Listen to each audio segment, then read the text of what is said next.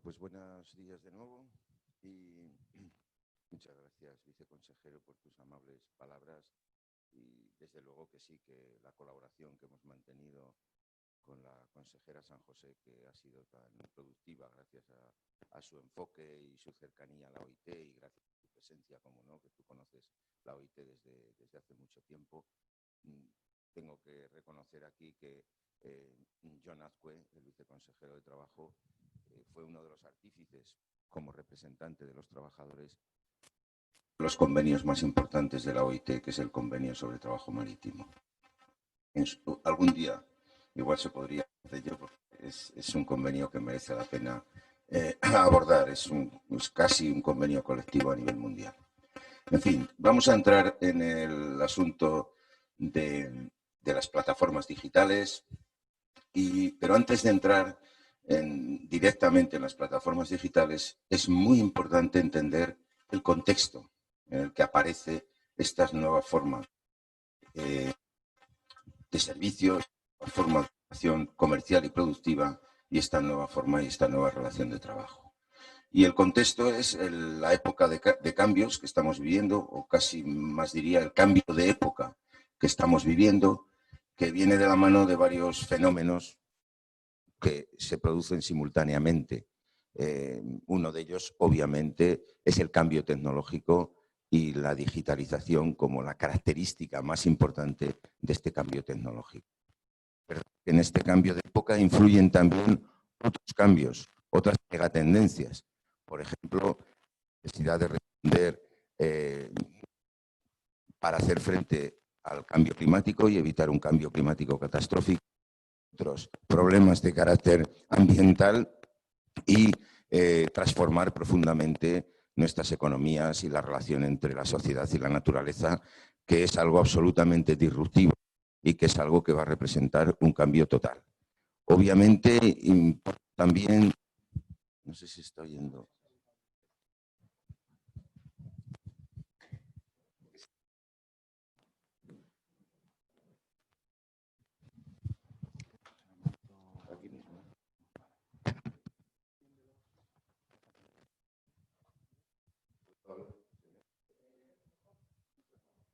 Yo también estaba sufriendo.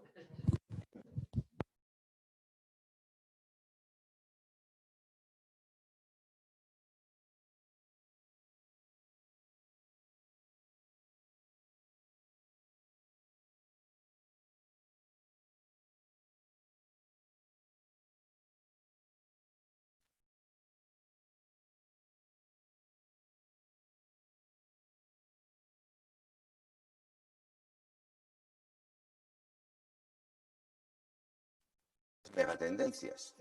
La necesidad de una transición ecológica de las sociedades para hacer frente al cambio climático y evitar un cambio climático catastrófico que podría llevar a un colapso socioambiental de nuestra sociedad.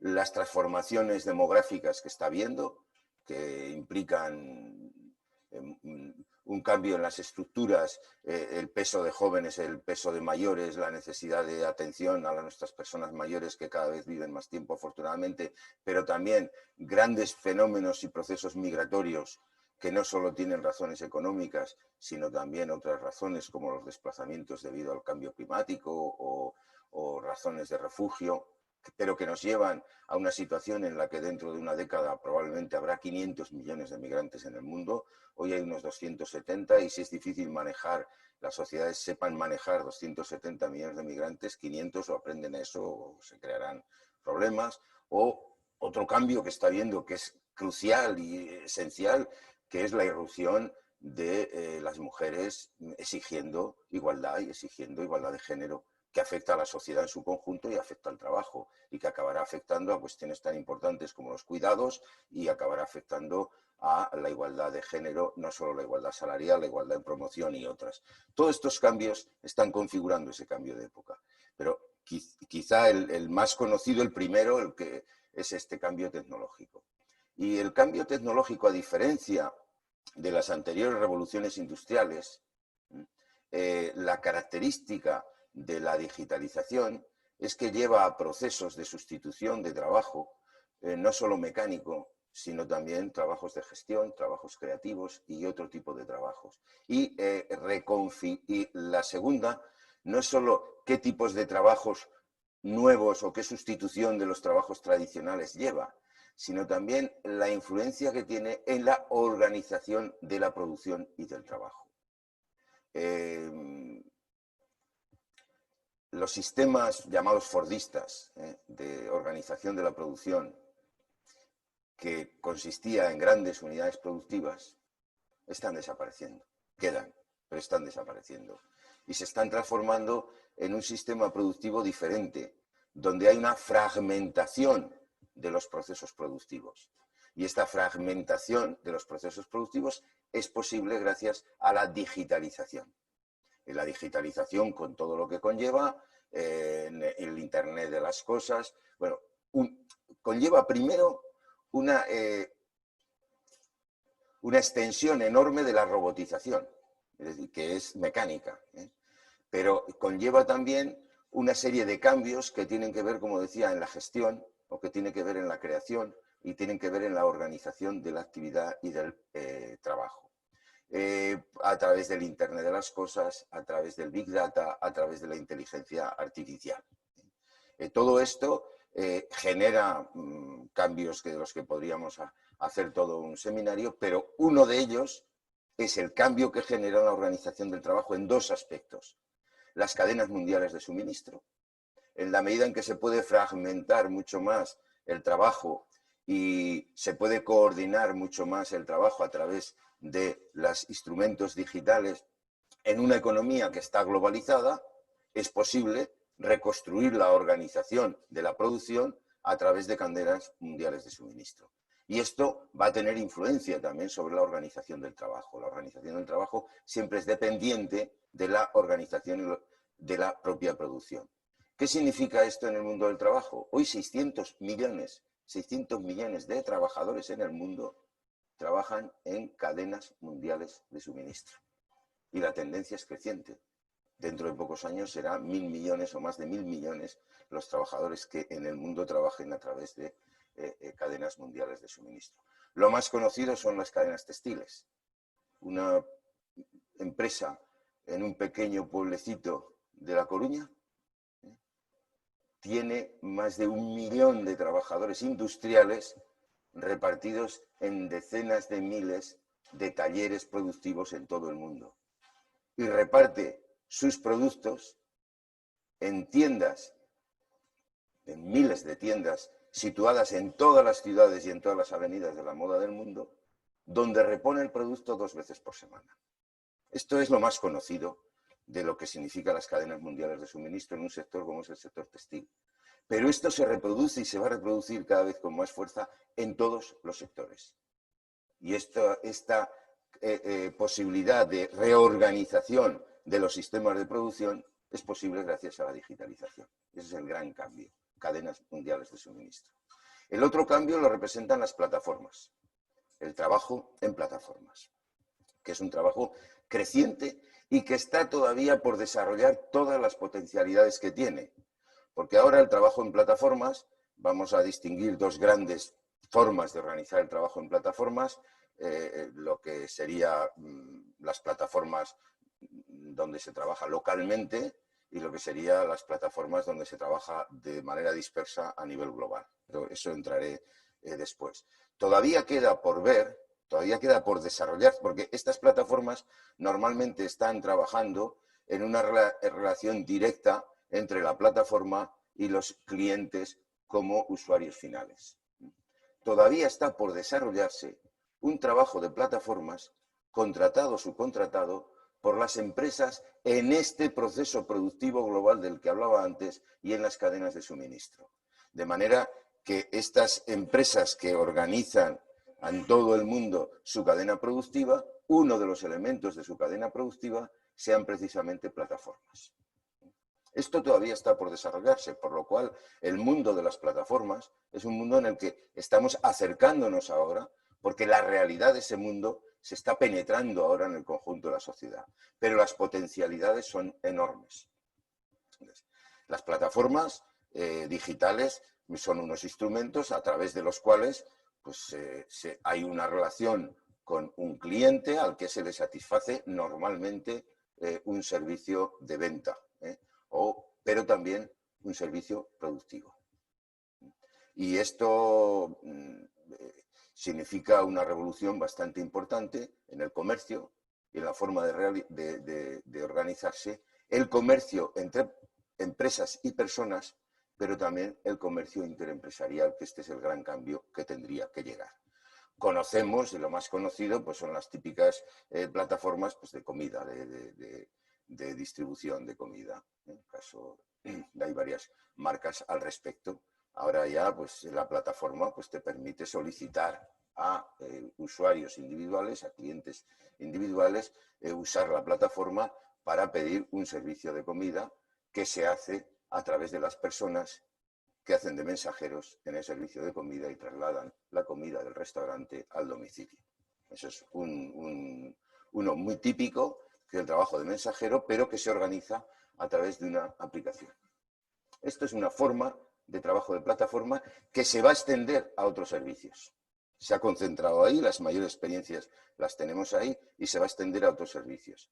Esto representa una revolución, como representa una revolución Airbnb, representa una revolución enorme en la relación en la relación comercial. Obviamente Airbnb lo que ha hecho es abrir al mercado un volumen de residencial mucho mayor del volumen residencial profesional que estaba establecido con los hoteles o con los albergues tradicionales. De repente pone en el mercado millones y millones de casas que permiten una relación completamente diferente, porque ahí es una persona individual que tiene una propiedad la que puede a través de la plataforma contratar un servicio con otra persona que necesitaba ese servicio sin pasar por una empresa tradicional. Esto es una revolución enorme en el mercado y es una revolución enorme que representa una oportunidad importantísima para los usuarios, una oportunidad importantísima para los propietarios de esas viviendas o de esos espacios que quieren alquilar y una fuente de problemas inmenso para el sector tradicional que tenía el negocio tradicional del alojamiento. Pero hay una revolución ahí. Esta revolución también lo es en la organización del trabajo, que es la parte que aquí nos interesa. Entonces, por lo tanto, las plataformas, el sentido de las plataformas y el desarrollo de estas plataformas se va a intensificar, y se va a intensificar porque responde a una expansión del mercado con unas determinadas características que son disruptivas y que dan muchas más oportunidades de las que daba el mercado tradicional. Pero también se van a expandir porque tienen unas características en la relación de trabajo, en el sentido de que son disruptivas, porque pueden permitir una fuga del derecho del trabajo en las relaciones de la empresa con sus trabajadores. Y estas son las dos razones principales por las cuales la tendencia es a la expansión de plataformas. Lo que pasa es que las plataformas son muy diversas. Para poder, dijéramos, entender mejor el fenómeno y en la línea de dar respuestas al fenómeno, nosotros hemos dividido las plataformas, hemos clasificado dos tipos de plataformas. Unas que son más manejables, de conocer y de resolver los problemas, que son estas plataformas como las que hablaba antes de mensajería, que son o plataformas relacionadas con una aplicación a través de la cual se realiza el trabajo in situ. Esto es un tipo de plataformas. Pero hay otro tipo de plataformas mucho más complejas, que son las plataformas en las que se trabaja a través de un ordenador, las plataformas que se trabajan en crowdworking. ¿Cómo sería la traducción? Trabajo en multitudes. Bueno, sí, podría ser una buena traducción. Es decir, alguien en cualquier lugar del mundo encarga a otra empresa situada en otro lugar del mundo un determinado trabajo de traducción, por ejemplo, y esta empresa lanza a nivel mundial esa oferta de trabajo de traducción. Y trabajadores personas buscadoras de trabajo a nivel mundial que entran en esas plataformas aceptan un determinado encargo. De manera que pueden estar, y ese trabajo puede ser un trabajo que lo realizan multitud de personas. De manera que podemos tener personas de 50 países realizando un trabajo para una plataforma que está ubicada en un país cuyo cliente que le ha pedido el trabajo está ubicado en otro país. En Corea del Norte pueden encargar un trabajo a una plataforma de la India y esta plataforma de la India pues puede hacer que personas, ya digo, de 50 países de los 5 continentes realicen ese trabajo que suele ser un pequeño trabajo de traducción que se remunera de una manera determinada. Entonces, existen multitud de plataformas que se están expandiendo que organizan determinados tipos de trabajo de esta manera. Esto, las dificultades de la regularización y de esto es mucho más difícil, porque en un caso los trabajadores están ubicados en un país concreto y la plataforma está ubicada, o por lo menos una filial de la plataforma está ubicada en un país concreto que tiene una regulación laboral concreta a la que se tiene que ajustar esa plataforma y esos trabajadores, y en el otro caso existe una multiplicidad de trabajadores en distintos países con regulaciones completamente distintas, sin poder identificar claramente dónde están las responsabilidades de unos y de otros, y que requeriría respuestas diferentes. Se conoce y se ha hablado mucho más del fenómeno de las plataformas de aplicación, diríamos. Se conoce menos el otro fenómeno. Por eso, en el tiempo que tengo, sí que voy a dedicar a explicar algo de cómo funcionan desde el punto de vista laboral y cuáles son las condiciones desde el punto de vista laboral de estas plataformas de crowdworking que podríamos decir a nivel mundial. La primera característica, nosotros lo hemos estudiado, incluso hemos estudiado 5 grandes plataformas y cómo se trabaja en esas 5 grandes plataformas, y nos hemos encontrado una serie de características que voy a pasar a exponer. La primera es la edad. La edad media son 33 años. Es decir, que estamos hablando de unas personas relativamente jóvenes. La edad media del mercado laboral no son 33 años, aunque a nivel mundial la edad media del mercado laboral es menor que la edad media en España, pero 33 años es una edad bastante joven. Estas personas, ¿cuánto tiempo trabajan? Normalmente dedican 25 horas de media a trabajar. ¿Esas 25 horas de media les parecen suficientes? No. El 88% en nuestro estudio preferirían trabajar más tiempo, pero no tienen más trabajo. Para estas personas, lo que ganan en la plataforma, ¿qué supone en su vida, en el conjunto de sus ingresos? Bueno, para el 60% es lo principal de sus ingresos, pero no lo único. Es lo principal. El resto es un ingreso complementario secundario, no principal. ¿Y cuánto ganan? La tarifa media son $4,50, pero la tarifa media es sobre hora de trabajo realizada. Hay muchas horas de trabajo para poder encontrar el trabajo, para poder ejecutar el trabajo, para poder justificar el trabajo, para poder cobrar el trabajo. Si analizáramos el conjunto de horas de trabajo empleadas para cada trabajo, la media bajaría a $3,2. Eso sería la media, pero si observamos la mediana, es decir, el punto medio de todos los trabajadores, el que estaría en el medio, está en $2,1. Es decir, que el 50% trabajan menos, cobran menos de $2. El 50% de los que trabajan en plataformas cobran menos de $2. ¿Y esto qué representa en relación a los salarios de cada país? Bueno, pues que en Estados Unidos o en Alemania, pues el 80% de los que trabajan en estas plataformas reciben salarios que están muy por debajo del salario mínimo en Estados Unidos o en Alemania. Y si eso lo estudiáramos para España, nos pasaría lo mismo. Normal, cuando estamos hablando de $3 de media y $2 de mediana, que esta sea la realidad. Entonces, ¿por qué trabajan en plataformas? Trabajan en plataformas porque no tienen otro trabajo, porque necesitan complementar, porque lo que ganan es insuficiente, o porque tienen que cuidar a personas menores o mayores y no pueden salir al mercado de trabajo normal, que significaría salir a trabajar fuera. Eso es principalmente en el caso de mujeres.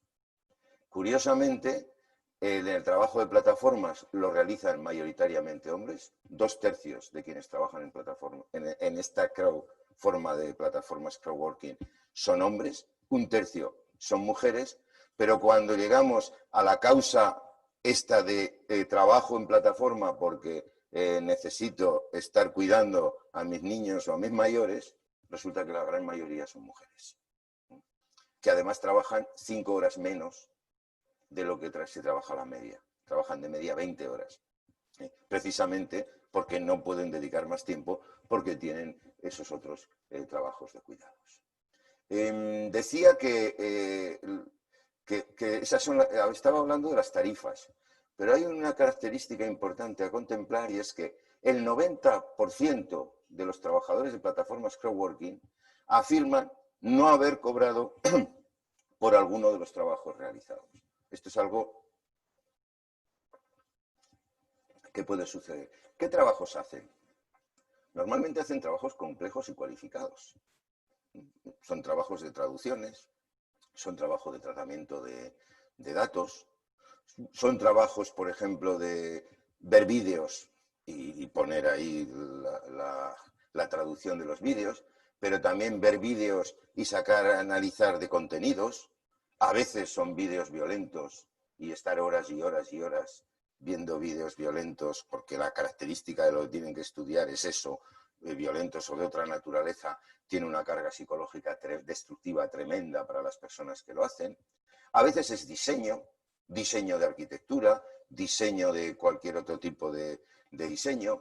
En general son trabajos complejos, es decir, son trabajos que requieren una cualificación. Y vean, sin embargo, cuál es la remuneración que se está dando. Y son trabajos complejos porque los realizan también personas cualificadas. Más de la mitad de las personas que trabajan en este tipo de plataformas tienen grado o posgrado, más de la mitad. Y el resto, la otra mitad, pues tienen estudios universitarios y, por supuesto, tienen la secundaria. Es decir, que estamos hablando de un perfil de cualificación mucho más elevado que el perfil de cualificación medio existente. Sin embargo, ya decimos que sus salarios están muy por debajo del salario mínimo y están en estas condiciones. Entonces, otras características que conviene analizar luego para cuando se hable de la perspectiva de la salud laboral. En la relación con la empresa es nula.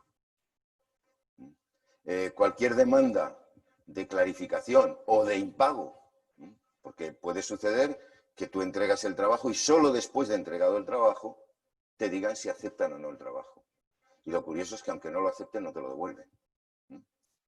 Y entonces los trabajadores, sin embargo, no tienen posibilidades de reclamar, de pedir, de preguntar por qué no ha sido aceptado su trabajo o que se les devuelva su trabajo o que puedan poner una reclamación al respecto. Se quedan sin cobrar y punto. Y la frustración enorme que significa no tener ningún vehículo sobre el que poder abordar esta cuestión. La mayoría casi el 40% de las personas que trabajan en plataformas trabaja de noche. A veces de noche y de tarde. Es decir, que a pesar de que hacen esas 25 horas, sin embargo, las hacen en deshoras. ¿Por qué? O bien por este tema de los cuidados que hablábamos antes, en el caso de mujeres, o bien porque es salario complementario. Con la carga que tiene este trabajo complementario, para tener un salario complementario, con la carga plus de trabajo que tiene y el riesgo plus de riesgo psicosocial o de riesgo de posturas forzadas, etcétera, que implica ese tipo de trabajos añadido al riesgo del trabajo regular que están teniendo. ¿Qué protección social tienen? Pues el 60%, o sea, el 40% no tiene ningún tipo de seguro médico. De ningún tipo. El 60% sí. Pero este seguro médico no lo tiene por la plataforma. Este seguro médico lo tiene porque realiza otro trabajo que le da el seguro médico, porque su familia, su partner, su mujer o su marido tienen seguro médico y se puede favorecer de ese seguro médico, o porque el seguro médico es universal, como es el caso de España, por ejemplo, donde la atención médica es universal. Pero ya si nos vamos a cuestiones como la jubilación, pues ya se reduce al 15%. Es decir, carecen de protección social, absolutamente carecen de protección social, y la única protección social que tienen, la tienen asociada o bien a su partner, a su pareja, o bien a los servicios sociales que existan de conjunto. Bueno, este es un panorama muy desolador. Entonces, ¿por qué es tan atractivo para muchas empresas organizar así el trabajo? Porque la fuga del derecho del trabajo, la evasión de sus responsabilidades laborales o sus responsabilidades fiscales relacionadas con la protección social es total. Entonces, o sea, que en estas plataformas se busca no solo una relación nueva y diferente y más dinámica, que es verdad, sino que se busca también una fuga del derecho del trabajo y una fuga de las obligaciones laborales y de las obligaciones fiscales. Esto es para las plataformas crowdworking, pero lo es también para las plataformas de app, como lo hemos visto en los debates que ha habido con el caso de los riders, donde ha sido claramente la razón clave era no reconocimiento de estos trabajadores riders como trabajadores de una empresa que es la plataforma para evadir sus responsabilidades laborales y evadir sus responsabilidades fiscales respectivas. La pregunta ¿es posible que estos trabajos de plataformas, que cumplen una función social, no cabe ninguna duda, se puedan desarrollar con los derechos laborales correspondientes? Por lo tanto, la pregunta sería, ¿es posible aprovechar las oportunidades de empleo y de ingresos que suponen estas plataformas para muchas personas que trabajan en ellas y, por lo tanto, ampliar las posibilidades globales de empleo, garantizando unos derechos? ¿O per se, por su propia naturaleza, estas plataformas no pueden responder a los derechos laborales o sus obligaciones fiscales? Desde la perspectiva de la OIT, la cuestión es clara. Toda persona que trabaja tiene derechos. Toda persona que trabaja tiene derecho a un trabajo decente. ¿Qué es un trabajo decente? Un trabajo decente es un trabajo con un contrato, un trabajo regularizado, un trabajo sin discriminación, que permita en condiciones de salud y seguridad, que permita ganar lo suficiente para vivir dignamente, que tenga libertad sindical y de negociación colectiva y con protección social. Eso es un trabajo decente. Entonces, desde la perspectiva de la OIT es, sea cual sea el tipo de trabajo, sea cual sea la relación contractual que exista, todos esos derechos son inherentes a los derechos del trabajo. Es decir, cuando se está realizando una actividad para un servicio o una producción determinada. Y creemos que esa es la perspectiva con la que se debe enfocar el trabajo de plataformas. Porque hay otras perspectivas, a veces por los mismos propietarios de estas plataformas, que dicen no, es que el trabajo de plataformas es posible solo en estas condiciones. Eso es un debate falso. El trabajo, como cualquier trabajo que se pueda desarrollar, tiene que ser posible con los derechos del trabajo. Porque el trabajo no es una mercancía. Eso está en la fundación de la OIT, eso hace 100 años, en el año 19 del siglo pasado. Eso se reafirmó en la Conferencia de Filadelfia en el año 44, en la que la OIT reformó su propia constitución, y se ha vuelto a reafirmar en la Declaración del Centenario. El trabajo no es una mercancía, porque el trabajo lo realizan personas y las personas son sujetos de derecho. Por lo tanto, cualquier tipo de trabajo tiene que tener la condición de trabajo decente. Una de las características del trabajo decente, hemos dicho antes, es la de la salud y la seguridad. ¿Están más o menos expuestos los trabajadores a riesgos, los trabajadores de plataforma? Bueno, están más expuestos a riesgo que los trabajadores que no eran de plataforma que realizaban la misma actividad. Porque muchas de las actividades, la gran mayoría de las actividades de plataforma, no son actividades nuevas, son actividades preexistentes.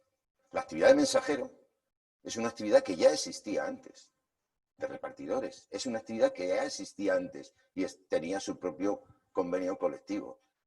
Todas la actividad de traducción es una actividad que existe desde hace mucho tiempo, la actividad de diseño, la actividad de tratamiento de datos, todas las actividades, es raro que exista alguna actividad nueva, realmente nueva.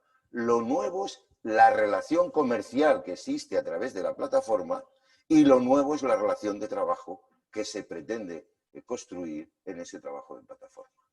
Entonces, la respuesta nuestra es, bueno, lo que represente de oportunidad para el desarrollo de la economía, lo que represente de oportunidad para el desarrollo de unas nuevas relaciones comerciales con lo que eso implica, adelante. Lo que representa de oportunidad de empleo, adelante.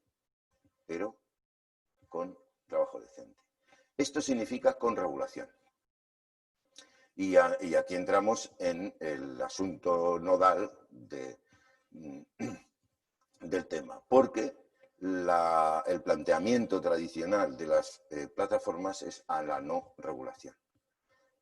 Estaba hablando de salud laboral y estoy hablando ahora de regulación. ¿Cuál es la vinculación? Obvia.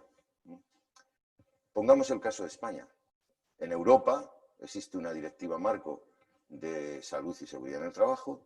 En España existe una ley de prevención de riesgos laborales y una serie de reglamentos que desarrollan esta ley de prevención de riesgos laborales. Y establecen muy claramente cuáles son las obligaciones empresariales desde la perspectiva de la prevención. Las obligaciones empresariales además tienen su jerarquía, elimínense o identifíquese los riesgos existentes, elimínense los riesgos que se pueden eliminar, sobre los que no se pueden eliminar, hágase una evaluación de riesgos y sobre esta evaluación de riesgos actúese. ¿Y actúese de qué manera? De una manera concertada. Dése a los trabajadores un derecho a la representación, los delegados de prevención, y constitúyanse comités de salud y seguridad en el trabajo que deben ser paritarios en las empresas de determinado tamaño. Y ahí es donde se debe focalizar la discusión, el debate, las soluciones a los temas de salud y seguridad en el trabajo. Estas obligaciones empresariales son para todos. Este derecho de los trabajadores a su protección en el trabajo, a la evaluación de sus riesgos en el trabajo, es para todos. Y nadie lo puede eludir. Esta es una cuestión clara. Y sobre todo cuando, por ejemplo, estamos hablando de riders que van en bicicleta. Es una actividad de altísimo riesgo. Esa actividad de altísimo riesgo, ¿se han eliminado los riesgos que se podían eliminar? ¿Se ha evaluado el riesgo? ¿Se ha organizado el trabajo en función de ese riesgo? Esta es una pregunta. Bueno, ¿qué pasa cuando hay un accidente mortal? ¿Qué pasa cuando hay un accidente?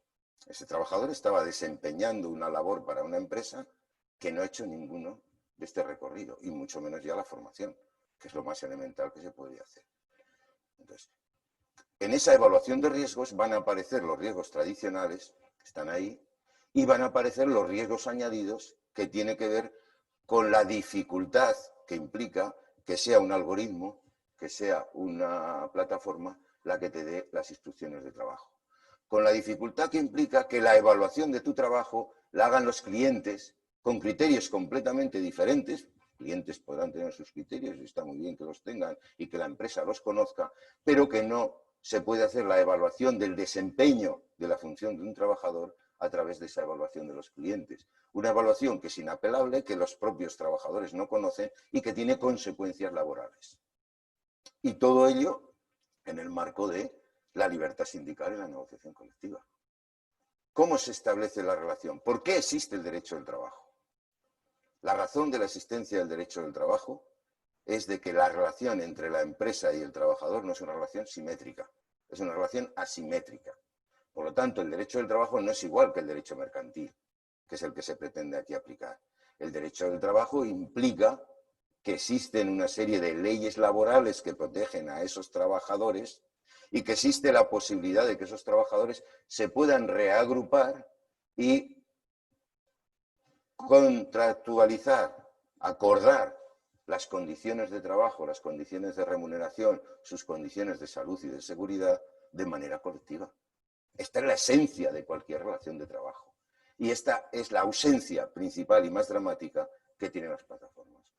Tanto las crowdworking como las plataformas de las apps, de las aplicaciones que hablábamos antes, que regulan actividades locales.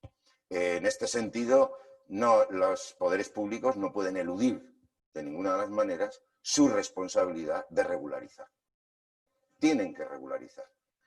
¿En qué medida? Aquí vienen los debates de la regularización debe ser una simple, simple y completa e importante reconocimiento de la relación laboral con esos trabajadores como relación de trabajadores por cuenta ajena. Sí, debe serlo. ¿Y solo eso? ¿Siempre eso? Bueno, cualquier trabajo, cualquier nueva forma de trabajo puede implicar nuevos enfoques de regulación, ninguna duda. Puede la propia negociación colectiva, es un complemento absolutamente necesario e imprescindible a lo que es la regulación normativa. La propia regulación de la negociación colectiva, en España los convenios colectivos salen en el boletín oficial. O sea, forma parte, es un mecanismo de regulación. Bueno, perfectamente, cualquier propuesta de que esa regulación debe considerar las especificidades de esos trabajadores, tiene que ser de esa relación debe ser una propuesta atendida. Siempre desde la perspectiva del trabajo decente. Siempre desde la perspectiva de que hay asuntos como la salud y seguridad en el trabajo o la libertad sindical y negociación colectiva, que son principios y derechos fundamentales del trabajo y que no pueden dejar de existir de ninguna de las maneras en esa regulación. ¿Por qué insisto aquí? Porque en muchas de las conversaciones que está habiendo con las empresas o las asociaciones de empresas que llevan estas plataformas, se pretende establecer mecanismos que no son propiamente los de una regulación. Mecanismos de códigos voluntarios de actuación, mecanismos de representación de los trabajadores que no sea a través de la representación genuina de los trabajadores organizados sindicalmente, sino de otras formas extrañas de representación de los aparentes de representación de los trabajadores, resolver los temas de salud y seguridad en el trabajo a través de un kit, que no se sabe bien qué significa eso de un kit en el que pues, se le dé, no sé, algunas instrucciones y algunos elementos de protección individual, etcétera, cuando, como hemos visto antes, las cuestiones de salud y seguridad en el trabajo no implican un elemento de protección individual solamente, ni siquiera en los casos de pandemia en los hospitales, no se resuelve todo con los elementos de protección individual. Claro que están ahí, que es una forma de protección absolutamente necesaria e imprescindible. Es algo bastante más complejo que requiere una articulación mucho más responsable por parte de la empresa para garantizar esa salud y seguridad y para garantizar a los la protección no solo de los riesgos tradicionales, sino de los nuevos riesgos. ¿Quién va a hacer y cómo se va a hacer la evaluación del riesgo psicosocial? ¿Cuáles son las consecuencias que va a tener la evaluación de ese riesgo psicosocial una vez se hayan identificado determinados riesgos psicosociales que existen y existen con mayor gravedad en el caso de estas plataformas? Pues, evidentemente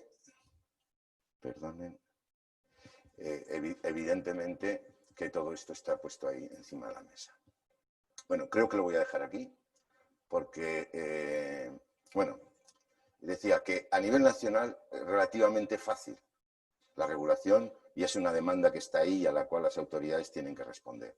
Si no se responde, además, se generan otros problemas, porque Si la consideración de estos trabajadores es de no trabajadores, claro, la posibilidad de fijar unos determinados remuneración por una determinada actividad queda en el marco mercantil y, por lo tanto, la posibilidad de fijarlo contravendría las leyes de la competencia. No solo no se le permite a los trabajadores agruparse para negociar colectivamente, sino que se les negaría legalmente esa posibilidad. Ahora, esto es mucho más complejo en el ámbito de las plataformas crowdworking, porque es un ámbito internacional donde conviven situaciones de muchos países. Repito, una empresa de un país puede contratar a otra plataforma de otro país y trabajadores de 20, 30, 50 países pueden estar trabajando simultáneamente para hacer ese servicio. Bueno, esto es un desafío importante, un desafío también para los organismos multilaterales, como es el caso de la OIT, y es un desafío al que hay que responder con una serie de criterios. Nosotros tenemos una veintena de criterios y de propuestas que ahora no tengo tiempo aquí de desarrollar, sobre los cuales habría que garantizar los derechos de los trabajadores. ¿Tenemos consenso en la OIT sobre esto? Todavía no. Hay que tener en cuenta que la OIT es una organización tripartita. Es decir, es la única organización del sistema de Naciones Unidas que no está configurada solo por gobiernos. Está configurada también por organizaciones empresariales y por organizaciones sindicales. Y todos ellos al mismo nivel. Y en la OIT existen, digamos, dos estructuras. Una, la Organización Internacional del Trabajo, que es esta estructura tripartita, que es la que decide y que es la que tiene que llegar a acuerdos. Y otra, la oficina. Que, por ejemplo, yo represento la oficina, soy el director de la oficina de la OIT para España, que lo que es una entidad al servicio de esa organización que la componen los gobiernos, las organizaciones empresariales y sindicales. Y, por lo tanto, las políticas de conjunto tienen que salir del acuerdo. ¿Existe un acuerdo, existe un convenio que aborde esta cuestión? No. Pero lo que sí existen es estudios OIT realizados por la oficina donde manifiestan claramente las deficiencias sobre trabajo decente que encontramos en esta forma de organizar el trabajo, las oportunidades que podría haber, esta idea de que se puede organizar el trabajo de plataforma con derechos y, por lo tanto, hay que trabajar en la perspectiva de organizar este trabajo de plataforma con derechos, eso existe.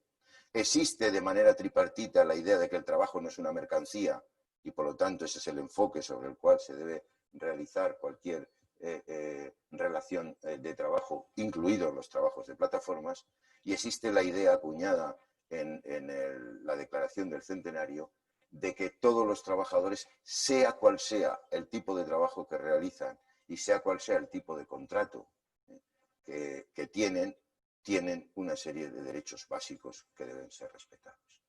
Entonces, sobre estas bases no cabe duda que con el tiempo habrá que acabar regulando tanto en el marco internacional, que ayudaría mucho a todos los demás, como en los marcos nacionales, el trabajo de estas plataformas. Y esta es la tarea pendiente. Estoy seguro que a lo largo del día de hoy y de mañana pues van a salir muchas ideas al respecto de qué características debería tener la regulación o qué características está tomando los procesos de regulación que ya se están adoptando, por ejemplo, en el caso de España, donde se está adoptando regulación para el caso de los riders, que puede ser dar muchas pistas de regulación de estas plataformas locales.